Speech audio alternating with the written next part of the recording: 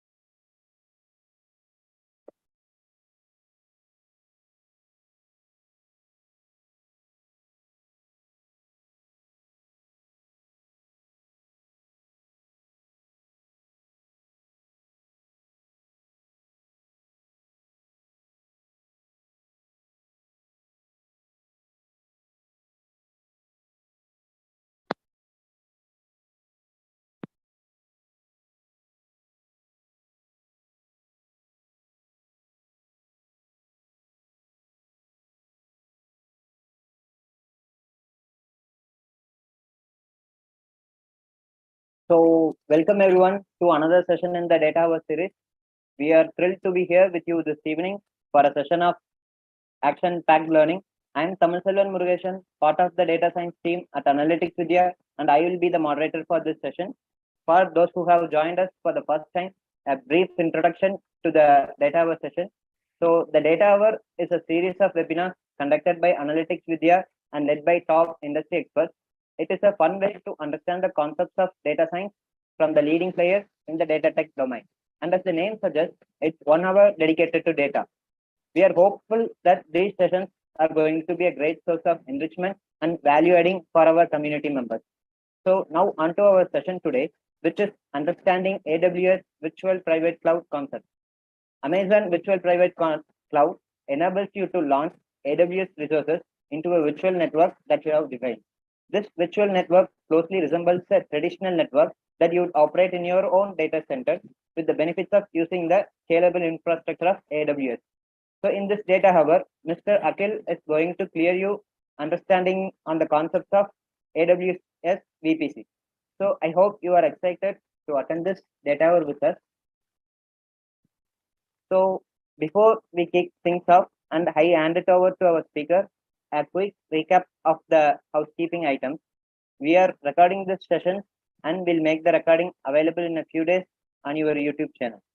Please use the Q&A section for asking any questions you might have during the session, and we will do our best to answer them as the DataHour progresses or towards the end. Also, we will share a poll about the feedback of the session towards the end of the session, which I request you all to kindly fill up. So now onto our speakers. In this session of DataHour, we have Mr. Akhil Pandya with us. So Akhil is a technology and business visionary offering a career of nearly 14 years that reflects pioneering experience and year-on-year success in enabling technology that provided multi-million-dollar opportunities and growth, targeting challenging assignments in pre-sales solution architecture with an organization of repute. He has a full-time professional experience of 14 years on Avaya and Cisco contact center, deployment, support, and training. He also holds extensive experience on cloud solution architecture and AWS technical training. Before working as a freelancer, he was working as advanced solution architect at Telias India for Avaya. So over to you, sir. The virtual stage is all yours. Thanks for the introduction. Very warm welcome to all of you guys. Thanks for. I'm audible. Hello. Hi guys, I'm audible. All right. Hey, good evening to all of you guys, and thanks for participating, registering yourself for today's webinar. This is Akhil Bangya, and I would be delivering today's session on the Amazon Web Service, primarily on Virtual Private Cloud, VPC concepts. Good evening, guys. So basically about myself, and already a brief introduction has been given. So I hold somewhere around more than 15 years of experience. That includes the professional experience working in the industry, along with the teaching experience. And from last 5 to 5.5 years, I've been delivering trainings on AWS and Google Cloud platforms, primarily into the cloud computing domain itself. And apart from that, I do take up some consulting work and a lot of medium, small scale projects I have deployed as a consultant for various different organizations. And today's topic that we want to discuss is with respect to a virtual private cloud, VPC. And that is basically one of the components of AWS. I can see that there are so many participants that have joined, registered, and I believe some of you might be having some basic understanding of the AWS or some good understanding on the AWS, and some of you might be completely new on this platform, and they would like to explore this particular technology. I believe for working on the virtual private cloud, which is you can say one of the main networking component of AWS cloud environment, and this kind of a setup, you get it in different cloud platforms as well. So if I talk about other than AWS, if I talk about Microsoft Azure, if I talk about Google Cloud and the other cloud platforms, which are mostly into the public cloud domain, There also you are going to get the virtual private cloud kind of a setup. So a basic understanding of an AWS and a cloud computing would be required to understand the concepts of this particular session. And I would request the host to give me the access to share the screen so that I can demonstrate the PowerPoint presentation. Sure, sir. Sure. Sir, please check now. Yes, now I do have the control. Thanks for that. Yes, thank you. All right. So coming to the main topic, which is the virtual private cloud. And guys, to understand the concept of a VPC, it's required that you should have some basic understanding on AWS or cloud computing platforms, or you should be part of a networking domain. Because this VPC component of an AWS is a kind of a private cloud networking on the AWS environment. And this is primarily here, when we work on this particular section, we have to primarily focus on the IP addressing. So if you have an understanding of IP version 4, IP version 6, how the subnetting or the CIDR blocking happens, what are class A, class B, class C, class D kind of an IP addresses, it will be useful for you. This particular topic is going to be useful for you. And those who are fairly new on this particular platform, no need to worry. You can get some basic idea about the VPC, and then you can definitely enroll for the full-time course. So coming to the AWS VPC, what we are going to understand in today's webinar and what are the objectives. After completing this module, we should be able to understand that what exactly the VPC is, what are the benefits of VPCs, what are the different components of the VPC are, and what do we mean by subnets and the subnet masking. Then we would be doing the comparison between the default VPC and the non-default VPC. So these default VPCs are already present on the AWS account. So we are going to see how it works.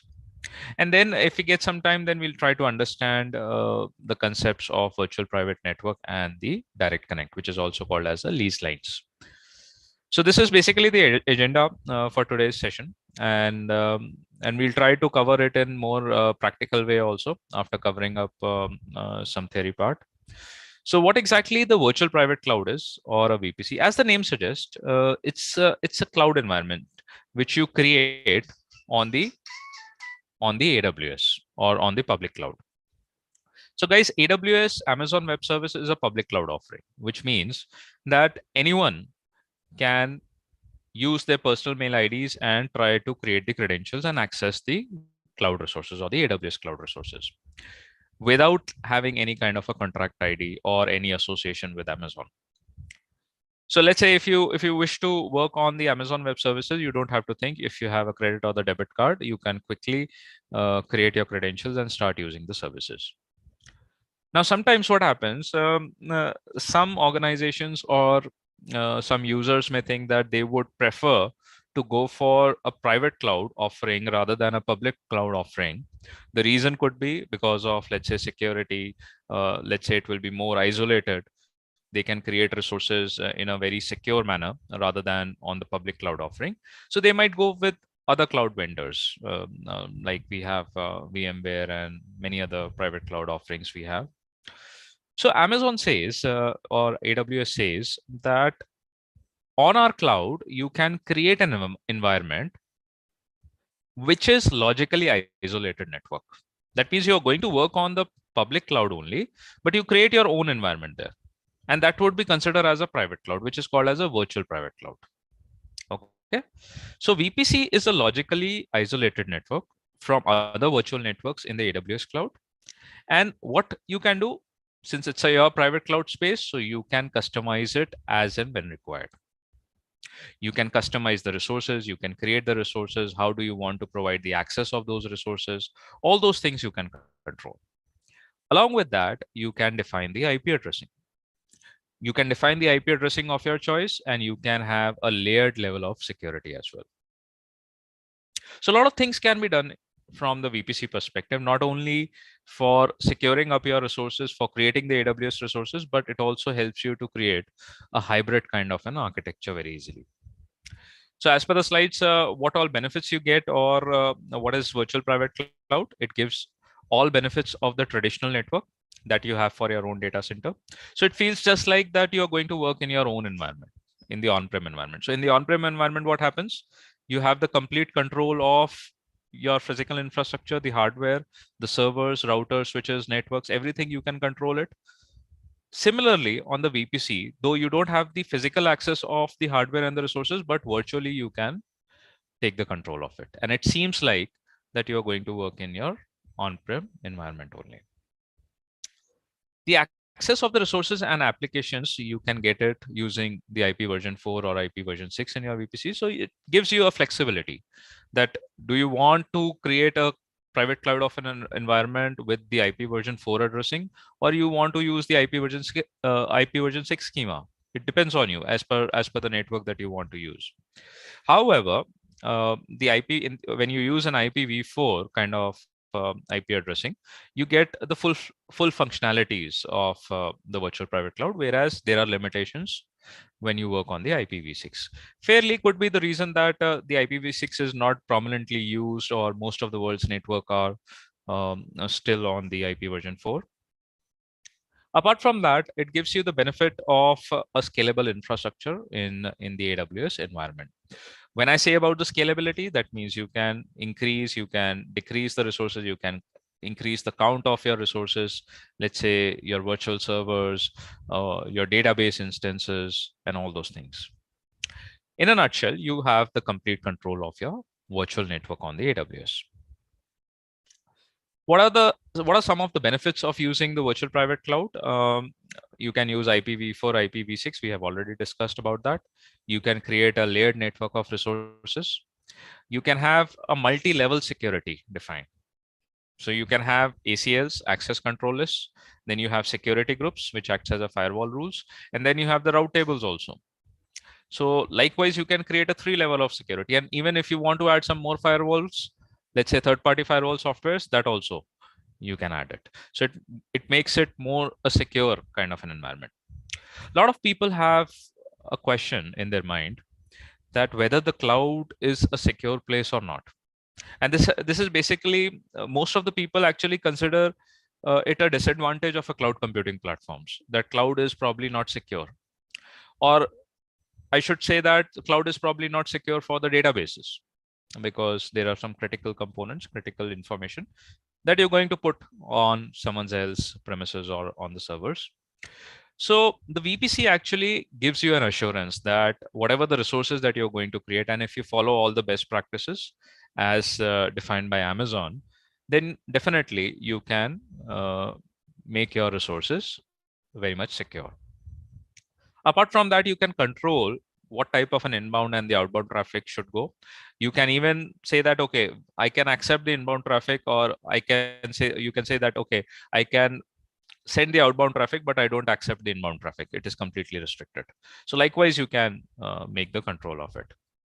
And also multiple network interfaces, Ethernet cards, virtual Ethernet cards can be attached to your EC2 instances if you create them inside the virtual private cloud. So these are some of the benefits of using the VPC. Some of the benefits which were not listed in the slides, and as per the practical experience, I should tell you, the VPC is a very good option to create a hybrid kind of an architectures.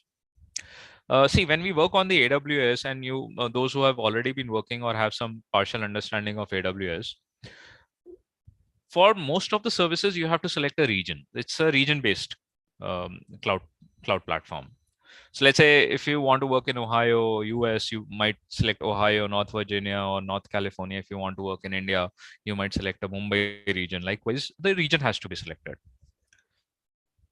If your resources are created across the globe in different regions and you want to integrate them, then VPC is a good option, because it gives you an option to peer multiple VPCs together as well, so that you can create a hybrid kind of an architecture. Apart from that, the virtual private cloud offers you to create a virtual private network, a VPN. And I'm sure that most of you must have heard about the VPN connections, right? So it helps you to create a VPN towards your on-prem environment. And this way you can create a secure connectivity towards the virtual private cloud. Even you can go for the lease lines that you can take or buy from Amazon Web Services and point it to whatever target you want. Now, coming to the two types of VPCs that generally we work on the AWS. One is the default, and the other one is the non-default VPC. Now, what is exactly the default VPC?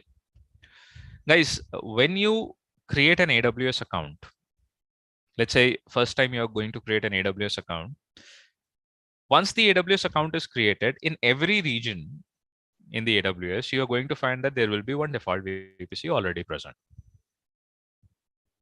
So the default VPC is the one which AWS provides you.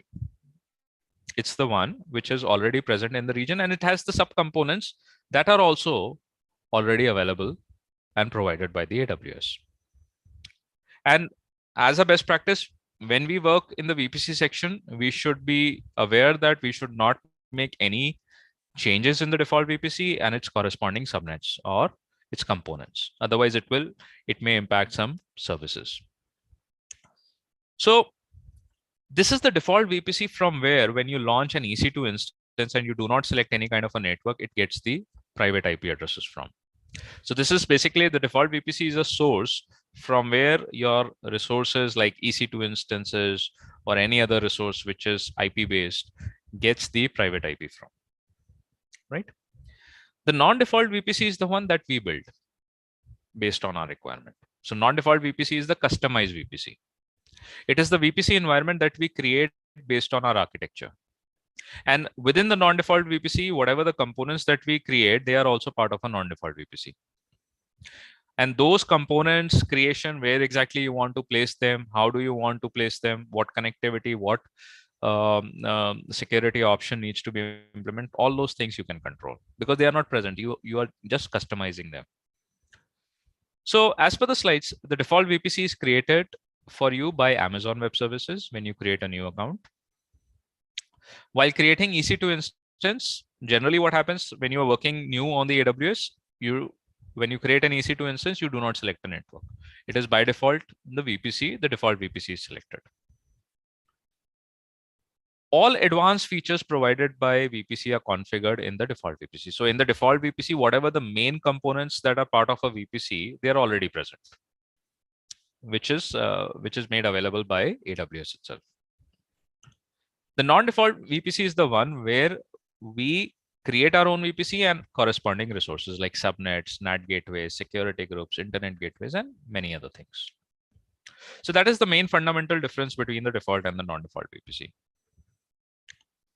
Now coming to the components of virtual private cloud. So when we work on the VPC, as I said, the VPC is just a network.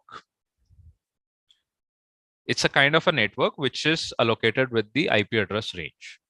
Just like those who are from a networking background, they must be able to understand that if you're going to work in the organization and you reserve a network for your organization, and when the systems are plugged in your organization, they get an IP address from that network only, right? Similarly, the virtual private cloud is also a kind of a network on the AWS environment. So it has a lot of components also. And it is not necessary that you have to use all the components. You can use any component as per the requirement. Some of the components are mandatory though, like route tables. Route table is basically, it defines how traffic should be routed from one component to another or to the subnets. Subnets are also very important. And a lot of you are going to work or you're going to create the subnets inside the VPC. Generally, what happens when we create a virtual private cloud, the subnet is the second part that we create. Now, what does a subnet refers? That would come in the next slide. Or you can understand right now the subnet is the subnetwork of a VPC, right? Or you can say it's a subset of a VPC. Okay. Then you have internet gateway. Internet gateway is an important component of a virtual private cloud. Since when we create a VPC, everything we talk about is the private IP addressing, which belongs to AWS infra. Now, if we wish to connect a VPC with the public network or with the internet so that the traffic can exchange bidirectionally, the traffic can flow inbound and outbound from within VPC and outside. then the internet gateway would be required. It's just like you're working in the office environment or your home environment, and you have a modem, router, or switch from your internet service provider, and using that modem or a router, you connect with the internet or the public network. Similarly, the internet gateway does the task for the virtual private cloud. So when you create a virtual private cloud, and if you wish that your VPC needs to have the internet access, then it becomes mandatory to create an internet gateway and attach it to the VPC, so that logically the VPC becomes available on the internet. Similarly, you have a NAT gateway, a network address translation. So NAT gateway is a different concept altogether. Probably we'll discuss that later on. Then you can configure the elastic IPs, the static public IPs allocated to your resources. And apart from that, you have components like ACLs, access control lists, and then you have a VPN, the direct lines, VPC endpoints. VPC pairing is also a very important concept to understand. DNS, DHCP option sets, and VPC flow logs. A lot of components are there, and it will be very difficult to cover all the components in a short session, right? Now, while creating a VPC, the first step we require is to assign an IP address. So I believe you must be knowing what exactly the IP address is, but let me explain it in a brief manner. IP addresses are the unique logical numerical label assigned to each device in the network. Right? It's a logical address or a network address given to your device so that that device can talk to other devices over the network. So you must have heard about local area networks, wide area networks, and all those things. So generally, when we work in the industry or the data centers, to each device, there are two types of IP addresses that are allocated. It depends on the requirement though. One is the private IP, that is the internal to the company or the organization. And the other one is the public IP, through which the device can talk to the internet. So that's what it is happening in this diagram also. If you look into here, there are 3-4 devices. These 3 devices are getting a private IP, which is 192.168.1.2, 1.3, and 1.4. These are all internal IPs belonging to an organization. This device, which you can consider it as a default gateway also, has a public IP allocated. So this way, internally, all the devices can communicate, and also they can talk to the internet. So any other device which is available on the public network, that can also communicate with these devices. So generally, when you create the resources, let's say if you create an EC2 instance also, whether you create it in a default VPC or a non-default VPC, most of the time it gets 2 types of IP. One is the public IP, through which you can access the instance from your internet service provider or from any other place. And the second is the private IP, which is an internal to AWS network. Okay. So this type of an IP address representation that we are discussing in the slides is primarily related to IP version 4 schema. It is not the format of an IP version 6. Then we have a classless interdomain routing, CIDR. And CIDRs are important to understand because when we deal with the networks, we have to reserve the blocks in the networks, right? So a CIDR is a way of locating IP address more flexibility over the number of bits used for network part. We'll not go in depth of the CIDR. It is something which you can read through on the internet. A lot of documents you can get based on the IP networking. You can understand that. Even you can go for some of the links presented by Cisco, which is one of the leaders in the networking field, and that would help you out to understand about all those concepts. So this is fairly an example of an IPv4 address. And first of all, when we talk about an IPv4, it's a 32-bit address. Why it is a 32-bit address? Because it has 4 octets. Each octet represents 8 bits. So here you can see, we are reserving a network,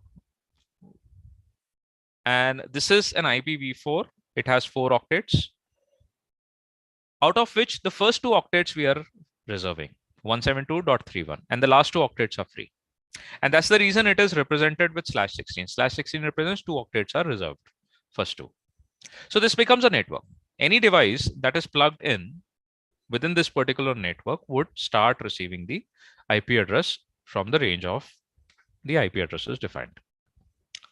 Hence, the /16 is the representations of the subnet.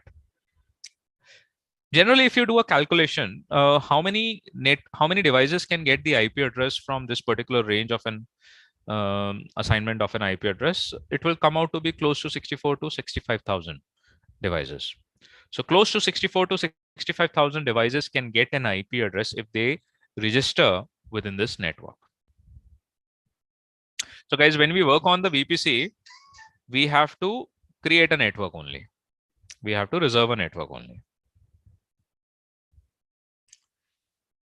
This is an example of an IP version 6. And as I mentioned, that IP version 6 has a limitations since it is not fully used on AWS. The IP version 6 addresses are the public addresses with 128-bit. Its format is also a bit different as compared to the IPv4. In most of the time, the IP address subnet, IPv6 subnet masks are specified with /56. That's the fixed subnet. And in the case of a virtual private cloud, the IP address with respect to the IP version 6 is allocated by Amazon Global Unicast address. That means you do not have a flexibility to select the IP address of your choice in the case of an IPv6. Whereas in the case of an IPv4, you can basically there is one RFC that is called as RFC 1918. You can find that RFC on the internet also. And it gives you an information that what type of an IP address ranges you can specify to your VPCs. This is a document that you can get it from the internet as well. So that was a brief intro about the IP addressing, and obviously in detail we would be covering up when you will enroll for the complete course. Now the next thing is once the VPC is created, the next thing is to create a subnet. Now what exactly the subnets are? The second step of creating a VPC would be creating a subnets, and we should understand what exactly the subnets are. What is a subnet? It is a portion of a network that shares a common address component. Ideally, subnet is part of a VPC only. For example, let's say I'll try to draw this diagram. Let's say I create this VPC and I allocate an IP address range to this VPC as 192.168.0.0/16. This is a VPC I created. This becomes a network on the AWS with a specific range of an IP address where I am reserving the first 2 octets, 192 and 168. The last 2 octets are free. Hence, it is represented with subnet 16. Now, what exactly the subnet is? First of all, the subnet has to be part of a VPC. It is a portion of a network that shares a common address components. All devices whose IP addresses have the same prefix are in the same subnet. Or you can understand in an easy language, subnet is a subnetwork of a VPC. That means this is a division of a network, or you create a subnet so that you can isolate the resources within a network. Let's say you're working in an organization, and in the organization there are multiple projects, and the requirement is that for every project resources should be isolated from other project resources. How we can achieve that? However, all the project resources are going to work in the same organization. That means they are part of a same network. But let's say if there are 50 resources working in project 1, 100 resources are working in project 2, both should be isolated. That's the requirement. That's the requirement of a client. So how we can achieve that? Probably we can create a subnetwork for project 1, subnetwork for project 2, and then we isolate that. And all the subnets are part of the main network that is part of an organization only. Similarly, you can consider VPC as an organization only. It has a network. And then we create a subnetworks or subnets, and in the subnets we can define the resources of our choice. So for example, I create a VPC here, and then I specify subnet 1 with the name and the IP address range as 192.168 dot 0.0/24. Now, what does it mean? /24. Anyone?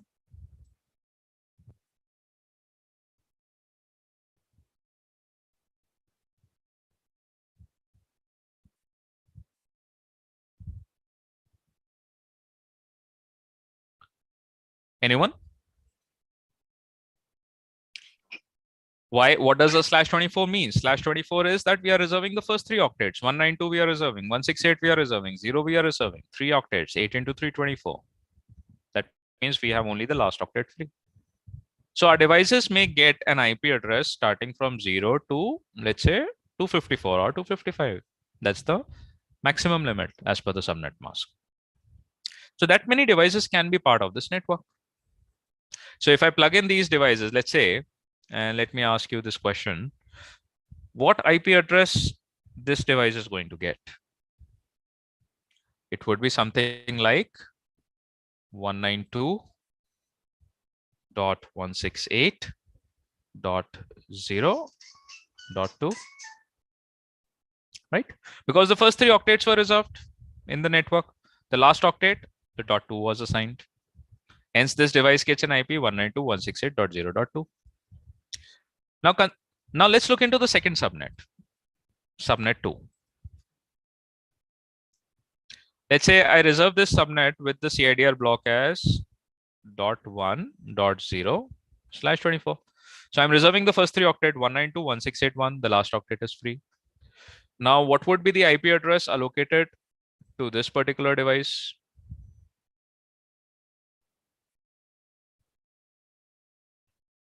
It would be something like 192.168.1.4. The first 3 octets are free. The last octet is something which can be dynamically allocated, or you can statically also allocate it. Now, just imagine both the devices 192.168.0.2 and 192.168.1.4 both are in a different subnets, but they are part of the same network. They're part of the VPC, and hence, if I do not have any routing enabled between the subnets, they are isolated because they are part of a different subnetworks itself. So this way I can isolate the resources, and accordingly I can provide the access, and all those resources are part of the same network only. Got it? So that is basically the main fundamental of creating the subnets. What is exactly the requirement? In one of the subnet resources, you can make it publicly available. The other subnet resources you can completely isolate from the internet. That becomes another requirement. And we have to think exactly. We have, as an architects, we have to logically think that where exactly we can create a subnet and what would be the use of it, how we can place it in the real-time situation. So that is basically the concept of the subnet, and subnets are very important components of a VPC. So it is generally, you guys are going, when you work on the VPC, definitely you're going to create the subnets somewhere or other way.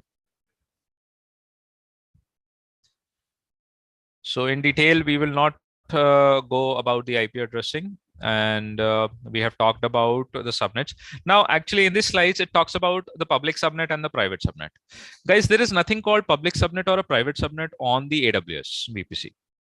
When you work on the subnets, you'll just get a subnet section.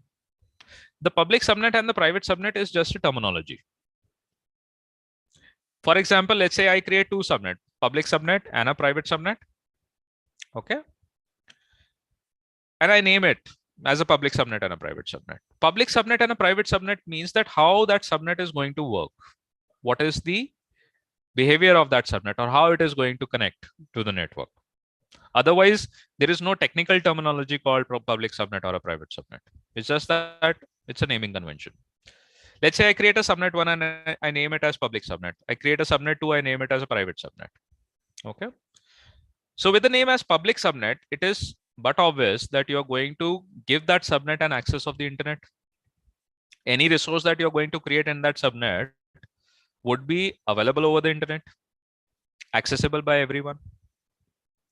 And the private subnet that you create, you are going to restrict or isolate it. You're going to restrict the access from the internet. That's what it means, the private subnet. So what resources you are going to create in the public subnet? What resources you are going to create in a private subnet? We just have to think over it. Let's say I take up an example of a two-tier architecture only. So generally in a two-tier architecture, what you have in the first layer, you have a web interface, let's say our web application or a websites. And then in the backend, you have a databases. The web is, or the web application is optimized with the databases. Now the requirement is that both the web application and the databases has to be part of the same VPC, but we have to present it in such a way that web application should be accessible from the internet. There should not be any restrictions. Obviously, website should not be restricted. Everyone should be able to access it. And the database has to be completely isolated. It should be completely restricted so that no one knows the existence of a database on the internet. How we can achieve this kind of a scenario?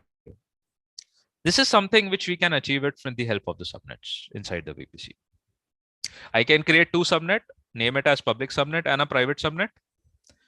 To a public subnet, I assign, let's say, a web instance or an instance where my website is going to be hosted. And to the private subnet, I'll create one resource that would be acting as a database. The public subnet would be created in such a way that it would have the access of the internet using some routing rules and using the help of an internet gateway and all. And the private subnet would be created in such a way in the VPC that it will be completely isolated from the internet. Okay. So how we can achieve this kind of a functionality? Let's say if we want to achieve it in the real-time situation, how we can achieve it? For example, let's say I create a VPC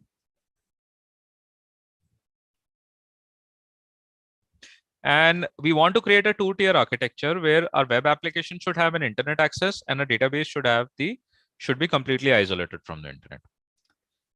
Let's say this is a VPC and I assign a CIDR block to it, something like 20.1.0.0/16 reserves the IP address range.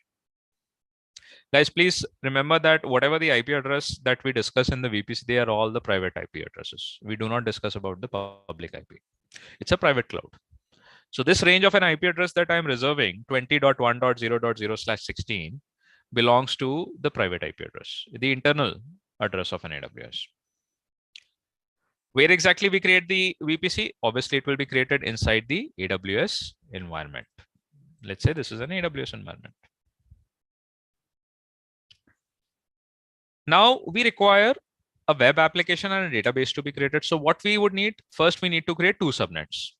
Let's say I create two subnets and name it as a public subnet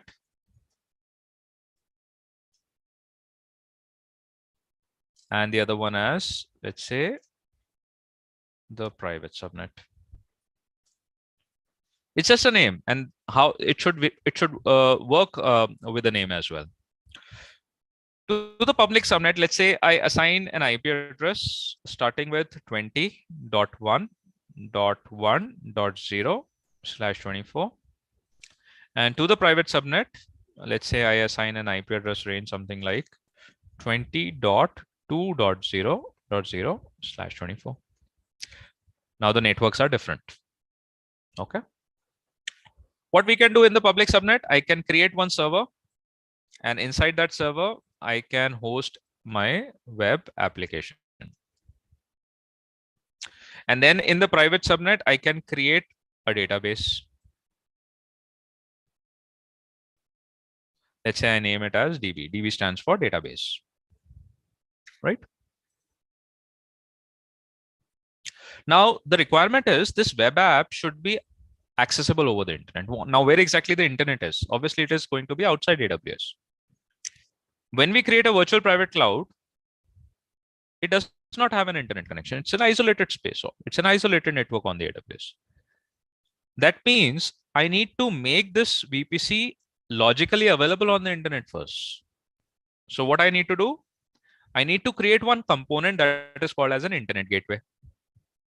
and attach it to the VPC. Let's say this is an internet gateway.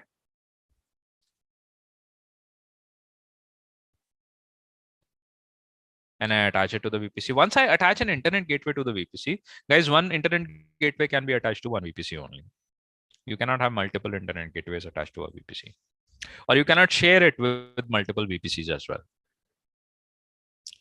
Now, once I attach an internet gateway to the VPC, this VPC logically becomes available or connected to the internet or public network. Let's say this is internet connectivity. So logically, there will be a connectivity. So with the availability of an internet gateway, the VPC is logically available on the internet, but there is no path from internet gateway. The traffic is going to be routed to either public subnet or private subnet. So now the next task is, once we make the VPC available on the internet, the next task is we need to route the traffic towards the public subnet, but not to the private subnet. That's the task. So how we can achieve that? There is one component inside the VPC, and that is called as the main route table. Now, who provides that main route table? It comes with the VPC creation by default. When you create a virtual private cloud, by default, AWS gives you one main route table. However, you can add more route tables also. They are called as a custom route tables. It's your choice. But there will be one main route table that will be always present inside the VPC. What does this route table do? Generally, when you work in the on-prem environment, how do you define the networking? How do you define the routing? You use a router, a switch, a layer 3 switch or a router to route the traffic from one point to another point. And you generally have the physical access of that hardware. But since we are working on the cloud, and on the cloud, everything is virtualized, so we don't have the access of the router directly. Hence, AWS gives us the same kind of an access in the form of a route table. It's a kind of an application.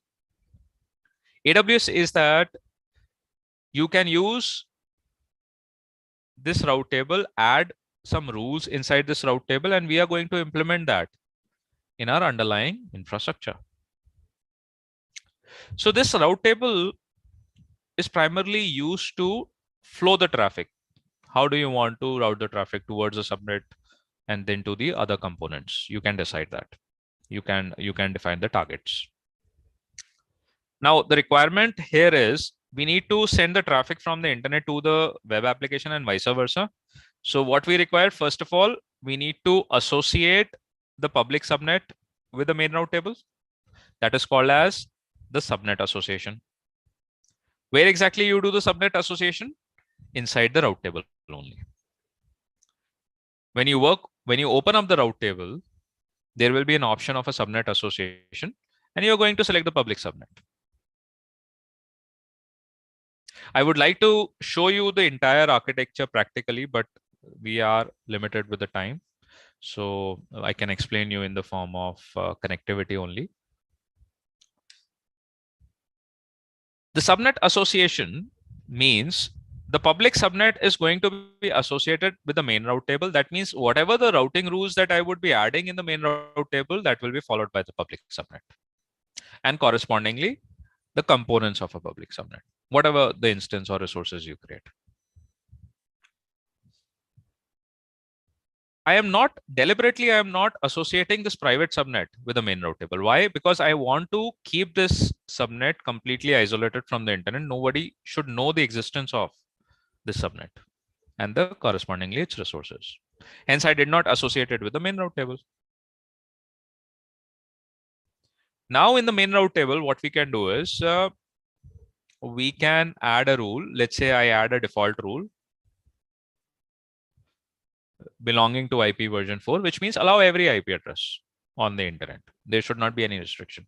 And the target, it should be internet gateway, that it should be pointed towards the internet gateway. Once I add a routing rule inside the main route table, you would see that there will be a path created from the public subnet towards the internet and vice versa. That means in this subnet, if I create any resource, would be accessible over the internet. There will be a connectivity. But the database instance inside the private subnet, you cannot connect. Let's say if you try to connect to the database instance from the private subnet from the internet, from your internet service provider, you won't be able to connect. You will be access would be denied, or you can say the remote connection or anything. The connectivity is not established. You'll get an error. So this is basically a very fundamental way of using a virtual private cloud, where in one place we are giving the public access to one of the subnet, and on the other hand, we are restricting the other subnet. We are restricting from the internet. Now, guys, you must be wondering that if I go with this particular diagram, with this architecture, we need to optimize the web app with the database. How that will be integrated? Otherwise, what is the point of having a two-tier architecture? Let's say if somebody wants to read some information, or there are some inquiries, or any database needs to be created. So it has to come from the web app. So that means this application has to be optimized with the database. So how we can do that if there is no network connectivity? So guys, generally what happens is when the main route table is created by the AWS inside the VPC, there is one local route by default present. That local route means that internally, both the subnets are reachable internally using the private network of AWS. If there is a requirement that no, if I want to completely isolate public subnet and private subnet interaction, then I can do that. There are ways. I can use the help of access control list. I can modify some IP addressing, and then I can restrict the access. But by default, internally using the private IP of an AWS, the resources inside the public subnet can reach to the resources of the private subnet. And that's the way the web app can talk to the database instance over the private IP. So internally, we can do the optimization. Okay. So this way, we have customized the two-tier architecture. Going with this particular image, how real time we can work on it. So I'll just give you the glimpse of it, and how we can create a virtual private cloud. So what we need, we would need the access of AWS. You need to have the access of an AWS console. I already have it. I am in the Ohio region. I am going to search for the VPC service, the virtual private cloud.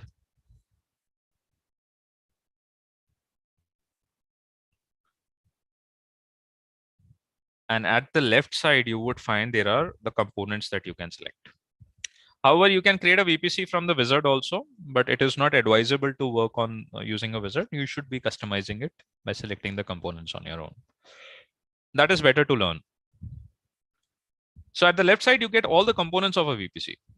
Your VPC, subnets, route tables, internet gateways, likewise. So let's say if I want to create a VPC, I'll click on your VPCs. Already there are two VPCs available. One is acting as a default VPC. The other one is the one that we have customized. This is a non-default VPC.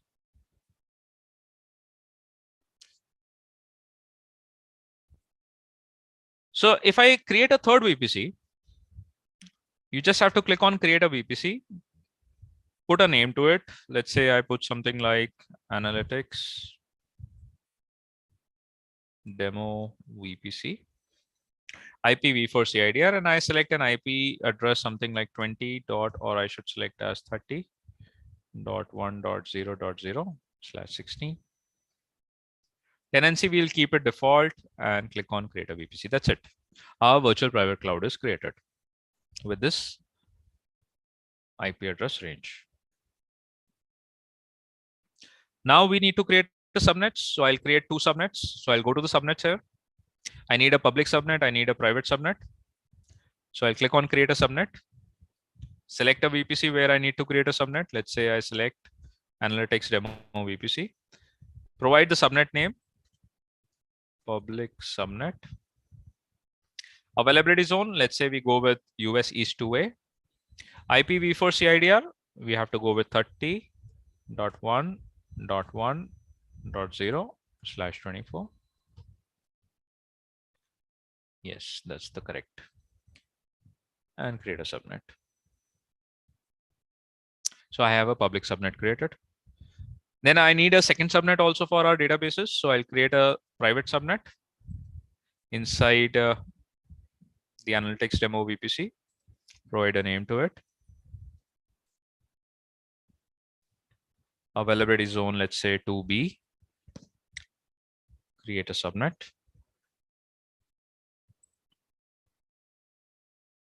Oh, sorry, I haven't provided the CIDR. 1.2.0/24. So now I have two subnets created, public subnet and the private subnet. Here you can see it has its own CIDR block. The next thing is we need to attach an internet gateway to the VPC so that VPC becomes logically available on the internet. So I'll go to the internet gateways. We need to create the internet gateway manually, and then we have to attach it to the corresponding VPC.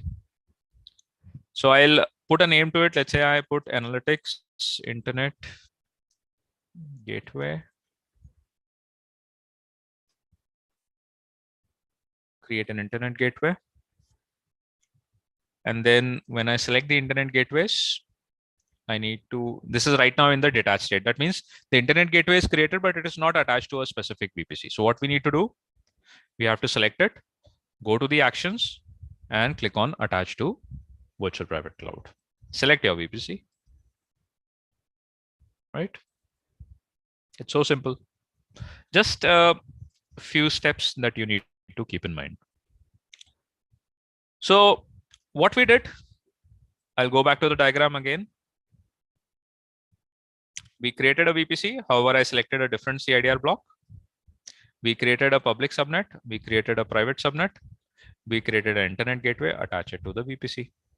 We don't have to create a main route table. It is already present. We just have to find it. And then we have to associate the subnets with the main route table.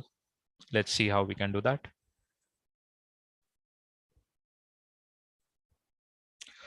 So we'll go to the route tables here. Find the main route table as it is already present. Our VPC is this one, analytics demo VPC. And corresponding to it, the main route table is this one. So I'll just name it. Let's say I put it something like analytics main RT main route table. So I don't have to create a main route table, as I said. It's already present. When I create a VPC, for every VPC, there will be one main route table which AWS provides. Okay. And then once you select a route table, first thing is you need to associate a subnet. Which subnet we should be associating with this route table? Anyone? Anyone who can guess?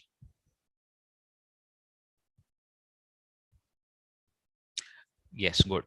I should be associating a public subnet. So I'll go to the subnet association tab, select edit subnet associations. As per the requirement, we would go with the public subnet. We'll keep the private subnet isolated. We don't want to expose it over the internet. It should be completely restricted. Click on save associations. Sorry, I selected both. Just a minute.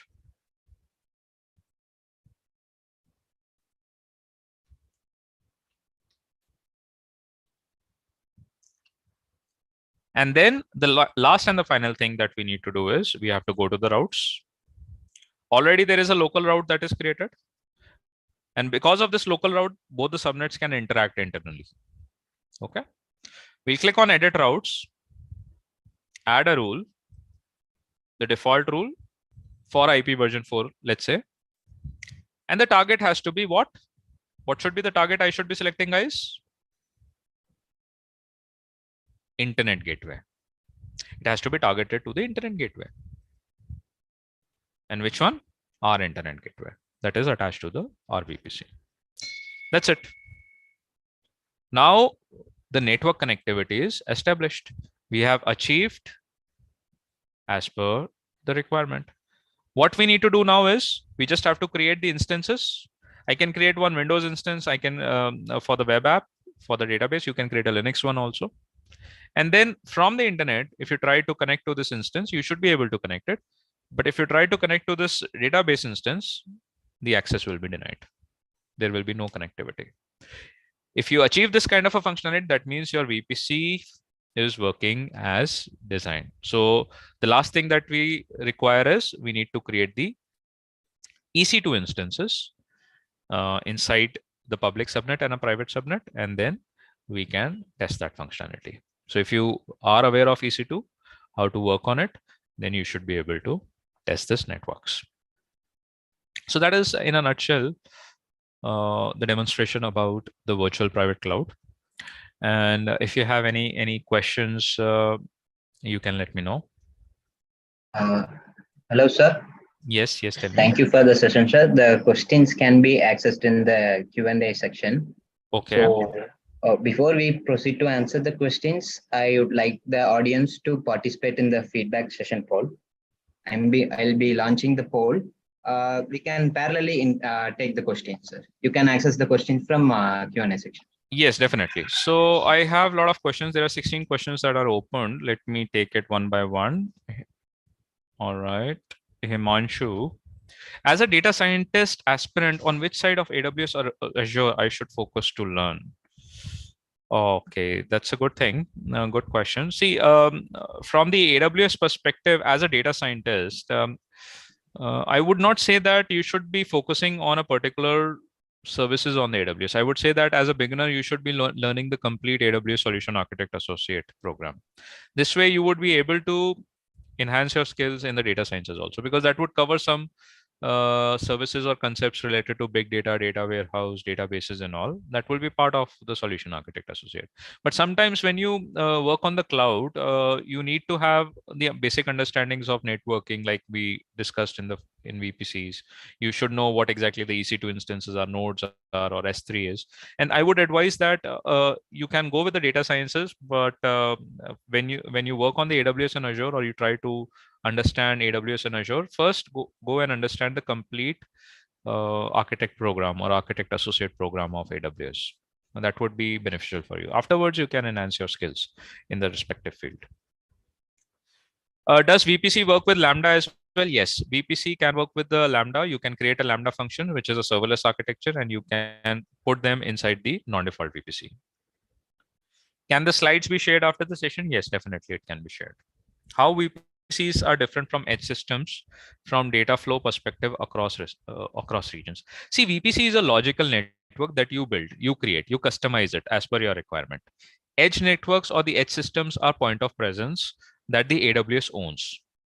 Some of the edge networks are available, or edge servers are available within the AWS region across the global infrastructure, or AWS is tied up with some service provider that are giving them the edge services. So edge services are primarily required for content delivery, better content delivery, so that streaming can be better. Let's say content streaming, like video streaming, audio streaming, or any kind of a content that you want to deliver to your clients or the customers. If default VPC is created based on the architecture need, we may have to go for creation of default VPC more often than default. Okay. See, first of all, default VPC is the one which is already present in every region. And correspondingly to the default VPC, you will find the subnets also. Let's talk about Mumbai. A Mumbai region in AWS has 3 availability zones. So you would have one default VPC and you would have 3 subnets. Each subnet belongs to each availability zone. Likewise, you would have the internet gateway also attached. So all the basic things that are required in the networking, that will be already present in the default VPC. Who provides that? AWS provides that. What we need to do is we need to work on the non-default VPCs. Okay. Is it possible to enable the Windows authentication? A lot of clients are asking for Active Directory enablement. Yes, absolutely, you can do that. How to calculate how many devices can connect over one subnet? That requires the IP subnetting understanding, and it will not be part of an AWS. Better would be that you go through some IP networking concepts. A lot of documents you can find it over the internet, and that answer is for that question also. What is network IP here? Okay. In case as part of the web app rollout across multiple regions with the organization needed to replicate the EC2 instance across two regions, how to solve for VPC setup in such a scalable situation as VPC being availability zone level services? That's what, in that case, so what you can do is you can take the help of the VPC pairing.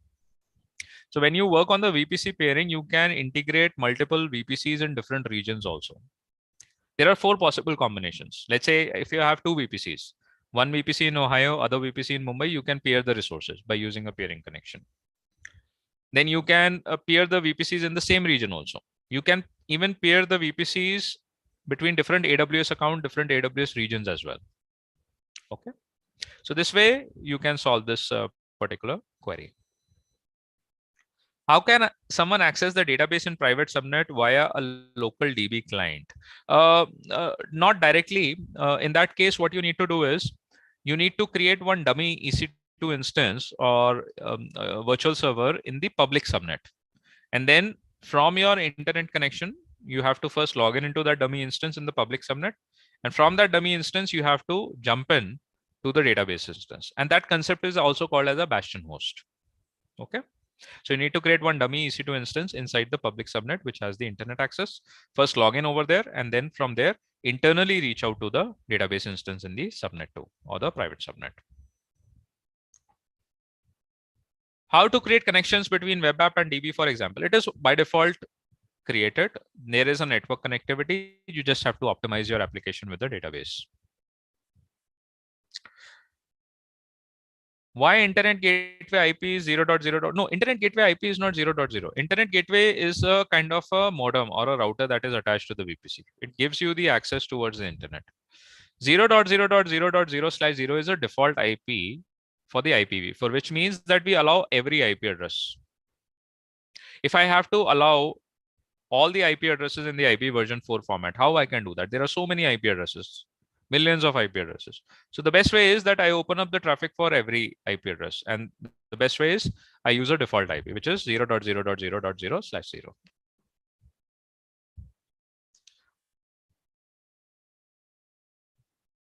How the first 2 octets in the IPv4 should be selected.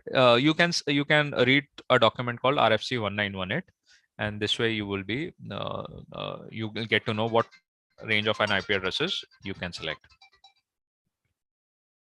Just a minute. How this is useful in data sciences. Let's say if you are going to create some databases, data warehouses, and you want to make it more secure, you want to create it in the customized network, then you can use the non-default VPCs. And that way you can take the control of the security part. You can have a multi-layer securities created. All right, guys. So that's what we have the questions here. Thanks a lot, sir. It was indeed a great session. I can see from the chats that our audience absolutely loved your speech. Okay, Sir, thanks for that.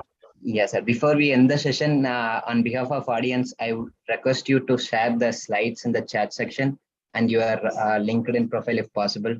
The audience would like to connect with you. Definitely, just a minute.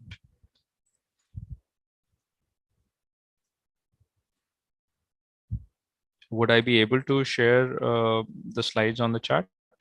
Yes, sir, sure, you can. Okay. You can share an attachment. Yes, I've shared it.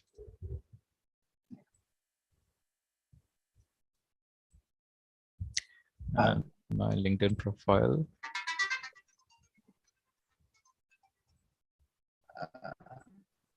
Guys, I hope everyone filled in the feedback poll. If not, please do participate in it. And I've shared every links for the upcoming sessions as well. We would like to see you everyone there for the upcoming sessions. And sir, Yes, really thanks for your session, sir. It was indeed a great session. And on behalf of Analytics Vidhya, I thank you very much for your timing and your wonderful session, sir. Thanks, guys. Thanks for the participation. I hope to catch you soon. All the best. Take care. Yes, sir. Thank you. Thank you very much, sir. Yes, I have attached the slides. You can get it. I've sent it over the chat. Thanks, guys. Bye for now. Good night. Take care. Thank you, sir.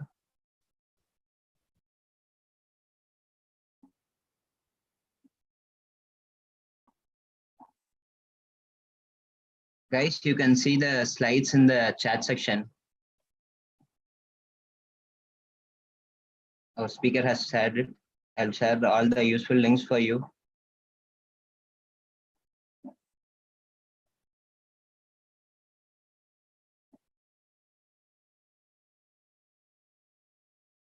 I'm resharing it.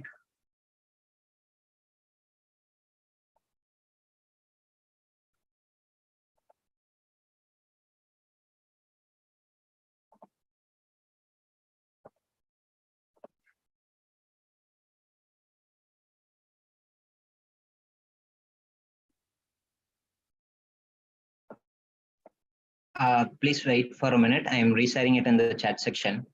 The slides, it's getting uploaded.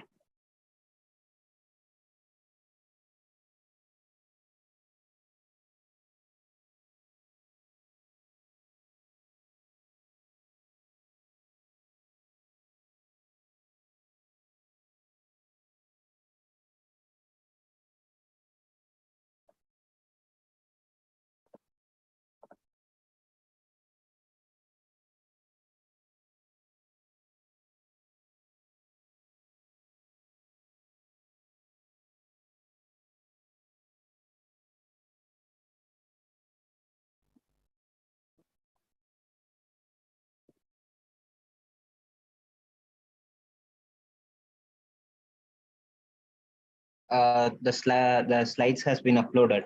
Hope you could download the slides.